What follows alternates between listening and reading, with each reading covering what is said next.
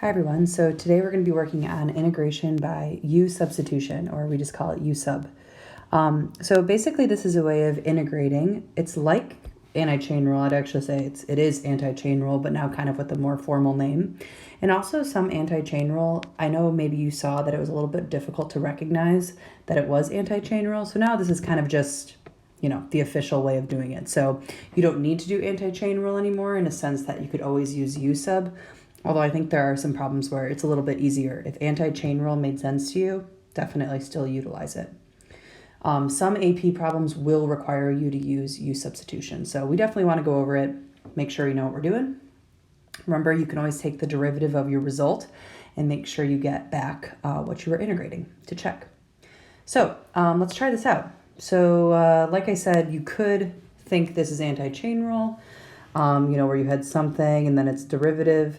It is. This is a lot like what we're going to do, but we're going to name that thing that we're going to take, we see the derivative of. Okay, so we're going to look for a function. We're going to call it U.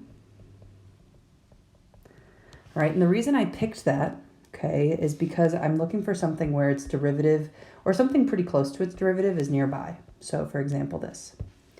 Okay, so du dx would be 5 times 4 is 20y to the fourth. Okay, so 20y to the fourth, oh, it's right there. Also, you'll see that I said du dx. I meant to say du dy. I'll typically just write the dy over here. Okay, basically I'm cross multiplying. So I just want to point out to you guys, you're going to see me write u and du. Okay, but I'm going to have this dy on the end because I cross multiplied. So hopefully that's okay that I'm just skipping to that step. So here's what we're going to do. We're going to substitute in U substitution, shockingly. Okay, and we want whatever's left to exactly match this. So we've got 20y to the fourth dy, 20y to the fourth dy. Okay, you could even rewrite this a little bit. So we have the square root of u, okay, 20y to the fourth dy. This whole thing can be replaced by du. So I'm going to just write du. Okay, so again, I substituted in u, substituted in du for those other pieces there. And now you have to just integrate the square root of u, which is a lot easier for us than whatever this mess was at the beginning. Okay, so let's actually try this out. Again, we'll try a few more examples. We're going to do this for a couple days and make sure we're feeling really good about it. In a general sense, it's substitution.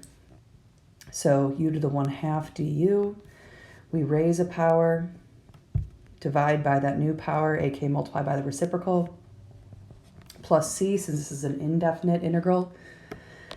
And since I didn't start with u, right, I want to replace u with the variables I had. 4y to the fifth minus 5 to the 3/2 plus c. And that's it.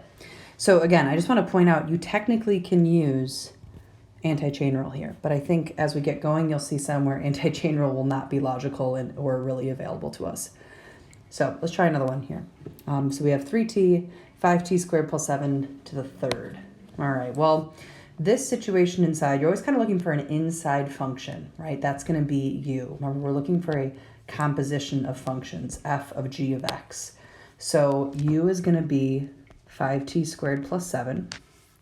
Okay, what's the derivative of u? 10t dt. All right, well, in this case, I have a 3 right here, okay, and in this derivative, I have a 10. So really the easiest way to manipulate this is divide both sides by 10, and I have 1/10 du equals t dt. The only thing I'm really worried about is the variables. So dt and t match perfectly. I have u to the third right here. So let's replace this, guys. We're going to leave the 3. Like I said, it's just not going to be involved. I have u to the third, and then t dt. I'm going to replace with 1/10 du. So again, I'm taking exactly what was written there, and I am replacing it with 1/10 du. T dt, 1/10 du. Direct substitution. So let's write this a little bit differently. How about 3/10 u cubed du I'm going to leave 3/10, raise a power, divide by the new power, plus c. That gives me 3/40 u, 5t squared plus 7 to the 4th, plus c. So again, we're looking to directly replace. So as you guys write that down, again, look where we're highlighting, look what's left. You're taking t dt and replacing it with 1/10 du, those exact substitution. All right, that's the first two. We're going to try one more. This one's a little tricky, and then we'll talk about what about definite integrals with u sub. So again, these are indefinite with that plus c. We don't have limits of integration here. They're just blank. All right, so last one, we have 2x and then x to the 4th plus 1. My thought is you probably want to pick x to the 4th plus 1 as your u, which is a pretty good idea. The issue is that du would be 4x cubed. And since we don't have a 4x cubed, that's why this one's a little weird. So if we rewrite this, it's a little bit hard to see. We've got 2x over x squared plus 1. And why would I rewrite it this way? Well, hopefully you guys know this looks a lot like arctan, right? So if I take the integral of 1 over u squared plus a squared du, I get 1 over a arctan of u over a plus c. Okay, and this is just one you have to know in a general sense. Remember, if you guys are confused or need help on that, go to that first page, and there it is, right here. This is one of those top 15 integrals. So definitely one we need to know. All right, sorry about that. And so next, we know it's something squared plus 1, so this is going to be u, okay? du is going to be 2x dx. And so if I replace everything in here, let's see what we've got. I've got 2x dx is right here, 2x dx, so perfectly replaces with du. So I've got 1 over u squared plus 1 du.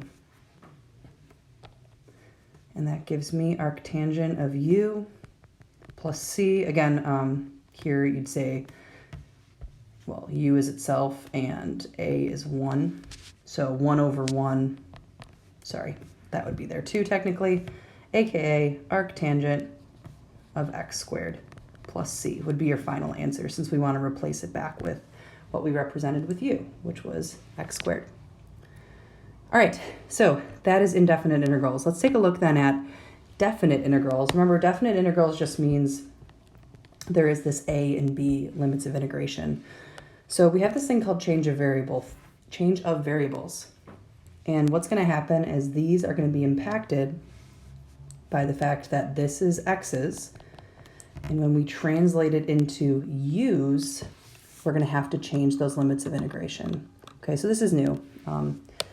So let's try this out. It says, what would be the result? This is very AP-ish. This is an AP multiple choice.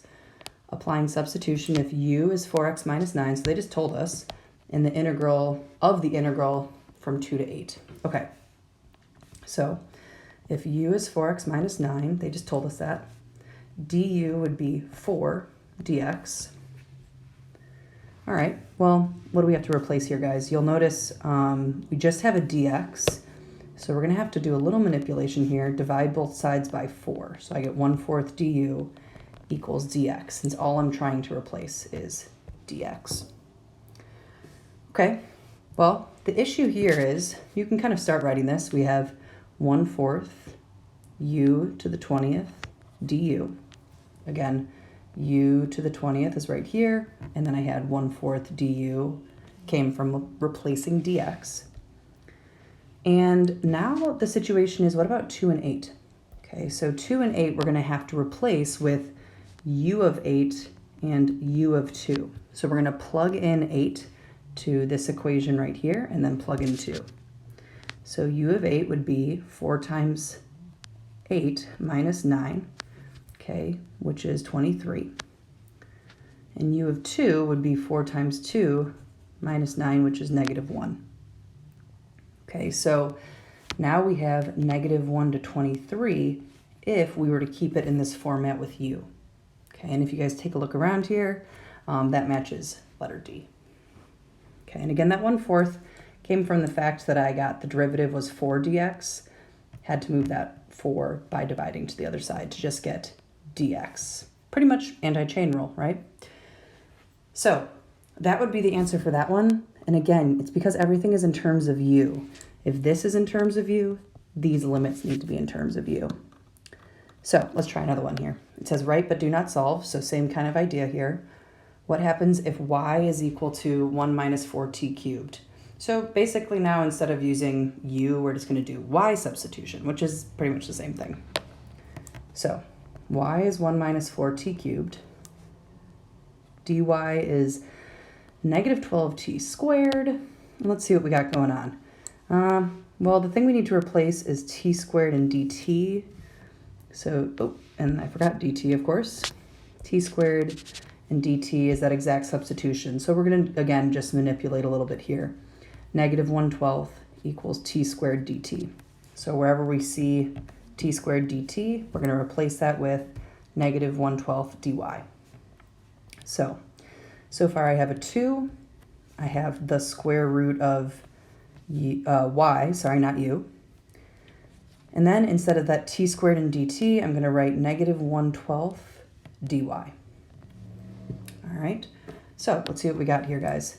We could write this a little nicer. Negative 1/6 square root of y dy. But you'll notice I haven't written in that negative 2 and 0. Okay, the reason I haven't is it's not in terms of y. These are in terms of t, right, dt.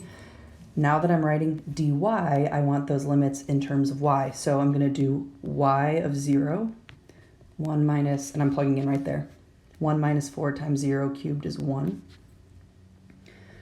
Y of negative 2 would be 1 minus 4 times negative 2 cubed, which is 33. Okay, and be careful, match up exactly as it is. So y of 0, 0 is the top limit, so I'd put a 1 here. Negative 2 is the bottom limit, so I'd put 33. Okay, so this is actually fine as your final answer. If you notice 33 and 1 are flipped, you could also flip them to be 1 to 33. You would have to flip the sign, so now it would be positive 1/6 y, square root of y, dy. So either one of those answers is fine, just be careful with the negative. All right, so going to try a couple more examples where we're actually going to solve here. All right, so take a look. You have 2 sine of 2x dx. All right, well, first of all, do you know how to do this from before? Yeah, I mean, I'd hope so. Anti-chain rule here is probably the easiest move because you'd have u is 2x, du is 2, you'd cancel them out. You definitely can still do that, but I also want you guys to keep in mind if you kept the 2, antiderivative of sine is negative cosine of 2x, and then anti-chain rule is derivative of the inside, then those would cancel out. So this is just negative cosine of 2x from pi over 6 to pi over 3. So notice I didn't go into any u or anything substituting in. So I didn't change these limits of integration because I didn't change it into any other variables. I had x's, I kept x's because I didn't use u sub, I used anti-chain rule here. If that doesn't make sense to you, you also can use u sub. But anyways, let's reflect here on how to do that. Remember we do negative 2 cosine of 2 times pi over 3 minus negative cosine of 2 times pi over 6, which would just be pi over 3. Okay, so you do top minus bottom, remember? And what do we got here, guys? That would give me negative cosine of 2 pi over 3 would be negative 1/2 plus cosine of pi over 3 is 1/2. So final answer, 1. So again, the only time I'm changing those limits of integration is if I'm changing the variables. So let's try one where that happens. All right, so number 4, take a look. Okay, number 4, I have x squared and x cubed plus 1 to the 5th. Hopefully you're seeing this as kind of the inside function. This is going to be that du.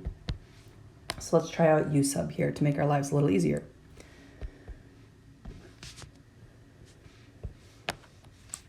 So u is x cubed plus 1. Again, why did I pick that as u? Well, because du is 3x squared dx. The main worry I have is I need to replace whatever's left here. And what's left is x squared dx, x squared dx. So I'm going to have a perfect replacement, except I have to divide by 3. All right, so now green can be perfectly replaced by 1/3 du. All right, and so what do we got here, guys? I have u to the 5th, and then 1/3 du. I'm just going to write it that way. It looks a little nicer. But before you write down these limits, remember, these are x's. Okay, so we want to write down what's u of 1. Use this equation. 1 cubed plus 1 is 2. And u of 0 would be 0 cubed plus 1, which is 1. So my limits of integration I want to use are 1 to 2. All right, now, typically in the indefinite integrals, remember you had to go back to x. I don't know if you guys remember from a few minutes ago here. Once we plugged in u, then we plugged in our x expression at the end. But when we're doing a definite integral, the nice piece is that we don't actually have to substitute x back in. This should be an easier thing to actually calculate. So we're just going to calculate right from here. We have new limits. Remember that change of variable. So let's integrate right here. So we've got 1/3 u to the 6th times 1/6 here. Okay. And what else do we got? Let's see. 1/18 u to the 6th from 1 to 2, which gives me 1/18 times 2 to the 6th minus 1/18 times 1 to the 6th. All right, so that gives me, sorry, my answer key, I wrote it totally wrong. Just trying to speed that up here. Let's see, 32/9 minus 1/18. I'm just being a little lazy here. Let's see. That gives us 7/2. All right, just to speed things up a little bit. All right, so final answer of 7/2. And the nice part here is you don't have to continue, right? We don't have to go back to x's. You are done with this problem. So that is definitely one of the advantages of u sub, is it makes our integral a little easier to calculate and makes the end a little quicker. Instead of plugging back into x cubed plus 1, I just plug back into x to the 5th. All right, or x to the 6th in this case. So we'll try out number 5 when we get back to class. Thank you so much for watching, and let me know if you have any questions.